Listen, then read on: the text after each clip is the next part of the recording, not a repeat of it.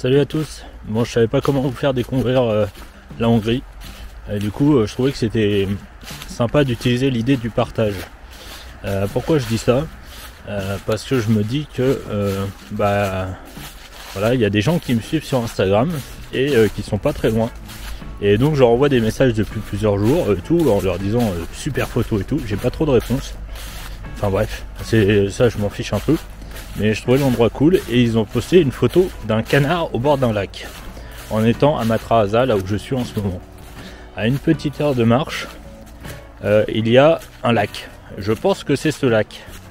Donc on va faire une sorte de jeu de piste ensemble dans lequel je vous emmène à la recherche du canard du lac.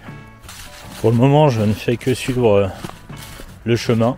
Il y a plein de flèches à différents endroits. Pas vu de panneau. J'ai rien vu pour le moment, donc on va vraiment y aller au pifomètre. Au pire, j'ai Google pour m'aider pour la position. Visiblement ici beaucoup de gens se sont déclarés leur flamme.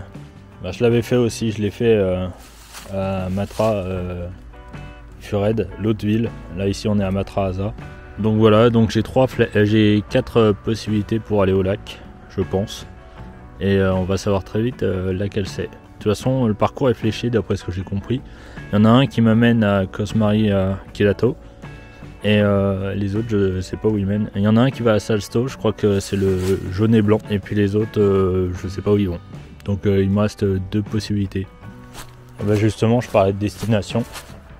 Alors en fait, j'ai tout faux. Donc tous les panneaux de gauche vont à Matra Asa, de là où il y a mon camion en gros. Vorosh Marty, en gros, c'est 1,5 km. Donc j'avais à peu près raison en fait dans l'histoire. Et moi c'était le bleu et le rouge. J'ai jamais fait de parcours d'orientation, donc au pire si je me perds, j'ai mon téléphone pour retrouver le point de départ.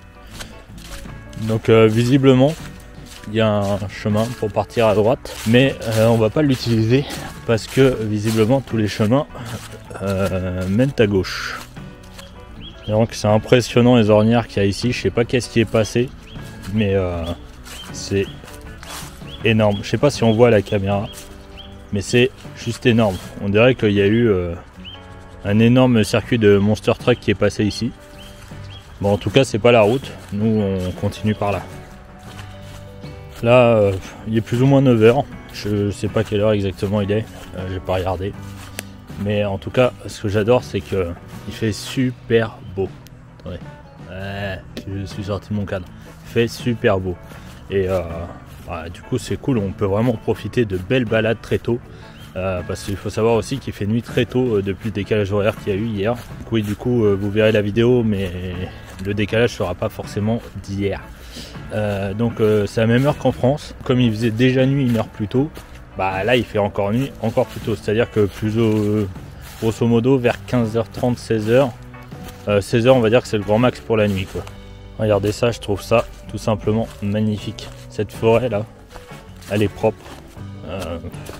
On va dire après moi j'ai pas beaucoup de repères, hein. J'ai que celle de Rambouillet et de Fontainebleau. Il y a plein d'arbres, il y a plein de végétation, il y a des branches qui sont mortes. Mais franchement, c'est magnifique. Donc, comme partout, il y a des arbres coupés, mais je pense qu'il devait y avoir une raison. Alors au-dessus, ce qui me fait savoir qu'on est dans la bonne direction, c'est qu'au-dessus, il y a une route passante. Et que normalement, on peut aller au lac avec le camion. Mais l'autre jour, j'ai cherché parce que je voulais déjà aller à ce lac. Et j'ai pas trouvé le chemin d'accès pour y aller en camion. Mais en même temps, il y avait du brouillard. C'est beau. Bon. Là on a encore une direction d'indiquer et j'en ai vu une autre un peu plus loin là-bas, là, dans la brume. Au fond là-bas il y en a une. Donc on suit les flèches. C'est cool, hein, on apprend ensemble à faire un parcours d'orientation. Bon, bien sûr, comme d'habitude, j'ai pas les chaussures adaptées pour. Je suis en basket. Donc je vous conseille de mettre des bonnes chaussures quand même. Moi c'est simplement que les chaussures de marche, je les supporte pas au niveau de ma cheville. Donc voilà, n'oubliez pas les bonnes chaussures pour la sécurité.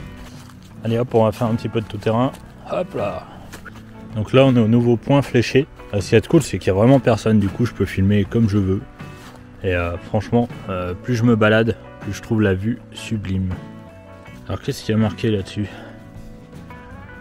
Alors en fait c'est assez marrant, c'est un poème. Il y a écrit: sur cette terre, comme la frange d'un tapis ou sur l'herbe, le sable n'est ni l'un, ni lui, ni les autres. il est piétiné et piétiné par les semelles, le passage fait mal ensemble. Meurt à eux et naît avec tout encore un autre. C'est un peu bizarre. Alors attends, meurt avec eux et naît avec tout encore un autre. Alors je vais le relire. Sur cette terre, comme la frange d'un tapis, ou sur l'herbe, le sable n'est ni lui ni les autres, il est piétiné et piétiné par les semelles, le passage fait mal ensemble. Meurt avec eux et naît avec tout encore un autre. Donc apparemment c'est Andreas G. Villain qui l'a écrit. Bon, mon hongrois est pas ouf, mais de ce que j'ai compris, voilà, c'est à peu près ça le poème. En tout cas, c'est assez drôle de trouver un truc sur la nature, disant que les hommes piétinent tout ce qui est autour. C'est ce que je comprends visiblement à travers ces quelques lignes. Alors là, deux options s'offrent à moi. Il y a la version Gadou, enfin j'en ai trois. Il y a la version Rocher, qui est à côté de la version Gadou, un peu plus haut, je sais pas si on voit. Et il y a la version normale. Je pense qu'on va prendre la normale. Alors j'entends de l'eau, il doit y avoir une petite source qui passe pas très loin. En tout cas c'est toujours aussi mignon, hein. C'est horriblement mignon même. Regardez-moi ça. Et là qu'est-ce qu'on a en bas? On a un mini pont, on va aller le prendre. Alors nous arrivons sur un pont partiellement dangereux. C'est-à-dire qu'il y a la rambarde de gauche pour s'accrocher, mais à droite on tombe. Bon, je pense qu'il manque une partie de la barrière, je crois qu'elle est par terre d'ailleurs. Je crois qu'on en voit un morceau là, voilà. Attendez, je vous montre. Elle est juste là. Et il y a effectivement un petit ruisseau qui passe à travers ces cailloux. C'est tout mignon.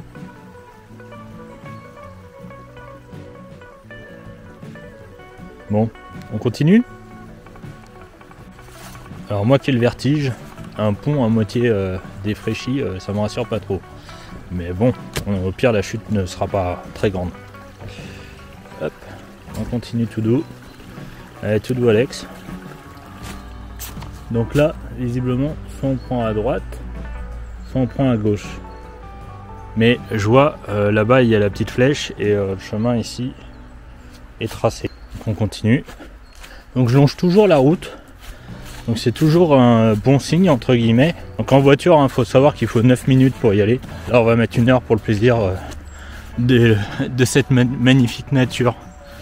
Prochain point kilométrique, on a le choix entre la droite et la gauche. Alors j'hésite. Honnêtement je pense que les deux se rejoignent au prochain poteau. On va prendre à droite parce que l'arbre est à droite. J'ai la preuve qu'il ne faut pas toujours écouter son instinct. J'ai le choix entre la droite et la gauche. Et il faut savoir que à gauche j'ai ça devant moi. Mais alors à droite je peux contourner. Est-ce que j'écoute encore mon instinct? Moi je dis oui. On va essayer de trouver la prochaine borne. Normalement ça se voit à vue d'œil. Bon, déjà il y a une deuxième branche au milieu. On va enjamber ça. Éviter de mourir tout ensemble. On a encore besoin de la nature. Bon j'ai bien fait d'écouter mon instinct. Mais par contre j'aurais pu prendre le chemin de gauche. Ça aurait été plus facile. Se rejoignent. Donc au retour. Voilà, d'ailleurs c'est marqué sur l'arbre pour le retour. Donc comme quoi c'est pas forcément l'arbre qui indique la direction. Mais c'est plutôt l'instinct qui indique la direction. Et je pense que dans pas longtemps, on va passer en mode striptease. Je vais retirer une couche parce que je commence vraiment à avoir chaud là. Alors je fais gaffe parce que hier j'ai entendu des coups de fusil et j'ai vu des chasseurs. Normalement en journée ils sont pas là et vu que c'est un chemin de promenade. Bon, après avoir enlevé mon petit pull, on va faire un point GPS. Parce que là en fait on arrive en bord de route. Alors d'après le GPS, je suis à peu près à 1,8 km. Je vous mets la petite capture parce qu'on voit pas avec le soleil sur l'écran. Donc on est à 1,8 km, enfin 1,85 km du lac. Alors j'ai l'option, c'est soit de passer par la route, et ce sera un peu dommage, soit de passer par, comment ça s'appelle, par la forêt. Alors là, je viens de me faire avoir comme un blaireau. Il y a des grosses ornières, je les avais pas vues. Donc en fait moi je continue de marcher, et puis au bout d'un moment je fais, c'est bizarre comme truc. Je vais prendre par le côté là-bas, ce sera beaucoup plus simple d'accès et beaucoup moins dangereux. Je tiens mes chevilles. Bon j'ai bien fait de pas m'arrêter, hein. Enfin de pas continuer tout droit, regardez. Alors je sais pas ce qui passe comme véhicule là-dedans, ça doit être des gros 4x4 mais en tout cas il y a plein d'huile, c'est dégueulasse. Comme quoi je disais que c'était propre mais visiblement l'être humain est toujours aussi dégueulasse. Alors je vois un truc un peu invraisemblable. Il y a par terre un câble électrique. Alors je pensais effectivement qu'il était en fait enterré et qu'on voyait seulement quelques parties. Et en fait non. C'est un câble qui a été arraché, je pense. Mais ce qui est bizarre, en fait, il a été arraché, mais il est encore enterré. C'est un peu bizarre comme truc. Donc là, à partir de là, il est enterré. Alors je mets pas trop, je m'aventure pas trop. Voilà. Et donc là, il est arraché. Mais là-bas, il y a un autre morceau de câble aussi. Donc est-ce qu'il a été enterré comme ça pour servir d'approvisionnement à un point électrique dans le coin? Je sais pas. Mais en tout cas, c'est vraiment space comme truc. Enterrer un câble comme ça en pleine forêt à travers les racines, sans gaine, sans protection. Bon, en tout cas, je pense pas qu'ils connaissaient la norme NFC 1500 pour ceux qui connaissent un peu les normes électriques. Donc là, on revient dans la brume. C'est pas beau ça? On est toujours au bord de la route. Et je pense que c'est vraiment le chemin qui mène au lac. J'ai encore un doute, mais en tout cas, c'est magnifique. Le chemin il se rétrécit et on peut encore passer. Je fais juste attention au rosier. Hop là, voilà. Parce que j'ai un switch tout neuf, ce serait bête de l'arracher quand même. Alors j'aimerais bien comprendre ce que c'est les arbres en travers. Est-ce que c'est vraiment des arbres qui sont couchés et que la végétation a repoussé dessus, ou est-ce que ça a une signification? Parce que là, ça fait quand même le 4e que je vois en quelques mètres. Mais visiblement, celui-là, il s'est arraché. Après, ce que je disais, ce qui est bizarre, c'est qu'en fait, on va en direction du lac. On suit la route des chemins fléchés. Et quand on regarde, le nom du lac s'appelle pas comme ça.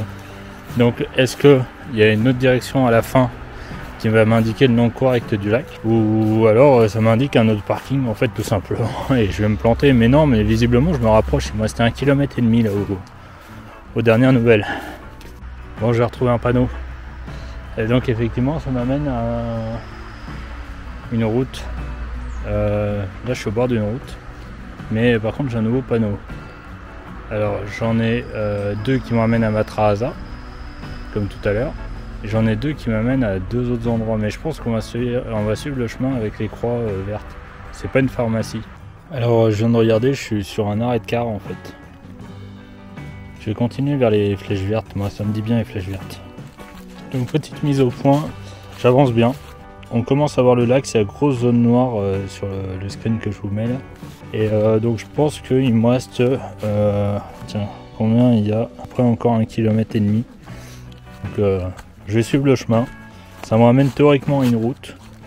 Bon, effectivement, je continue à suivre les petites flèches, enfin les petites indications croix pharmacie, je vais appeler ça. Vous êtes prêts à rentrer dans les ténèbres avec moi?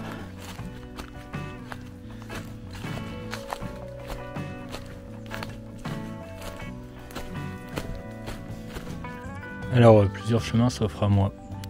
Déjà, je me suis rendu compte que j'ai fait 3 km alors que j'aurais pu en faire 1,6. C'est pas drôle. On va dire que c'est pour le plaisir de marcher. Alors, que nous disent les panneaux? Alors, étrangement, le chemin se rétrécit. Bon, je pense qu'on est sur la bonne voie. Un peu plus loin, là, le chemin il se rétrécit vachement. Mais plus loin, il y a un chemin pour randonneurs. Alors, à tous ceux qui jouent à la PlayStation, j'ai un truc pour vous. Pour arriver du point A au point B, du coup, le chemin retour. Le code, c'est carré, croix, flèche rouge. Alors la bonne nouvelle, c'est que j'arrive aux cabanes que j'ai vues sur le plan. Alors je pense que c'est des cabanes de chasseurs. Dites-moi ce que vous en pensez. Et on entend de l'eau. Donc ça aussi c'est signe de bonne nouvelle. Je continue ma route. Ce qui me ferait délirer, c'est qu'il n'y ait pas le canard sur le lac. Ça, ce serait juste la grosse déception. Là, on pourrait dire que je suis un canard jusqu'au bout. H, il y a de la côte. Alors, la bonne nouvelle, c'est que je crois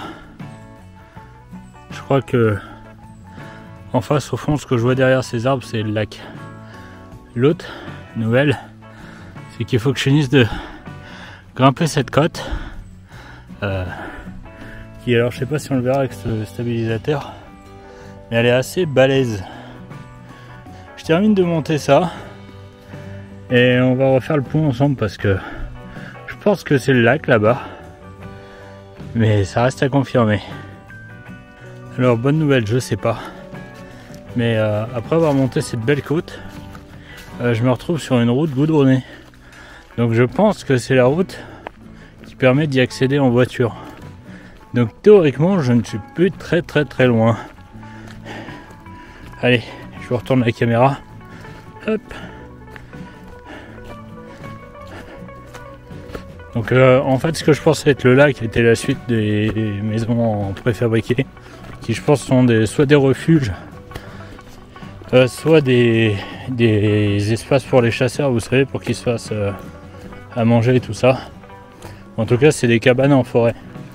Donc j'ai suivi la petite route goudronnée et théoriquement la route goudronnée amène au lac.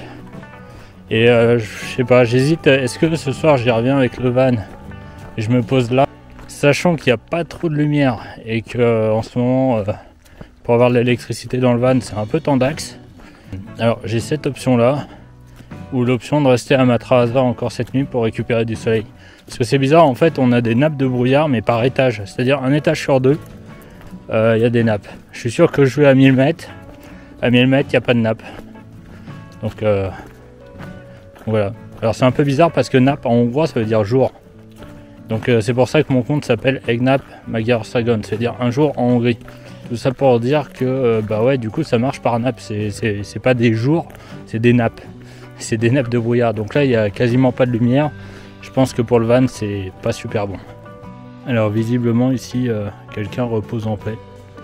Alors je ne sais pas qui est là, mais en tout cas il y a beaucoup de gens qui pensent à la personne qui est là. C'est fleuri assez régulièrement apparemment. Alors la question que je me pose, là j'arrive en direction du lac et il y a un panneau avec une caméra, donc comme quoi c'est surveillé. Il y a des barrières, bon la barrière est ouverte, mais je vais quand même traduire le panneau.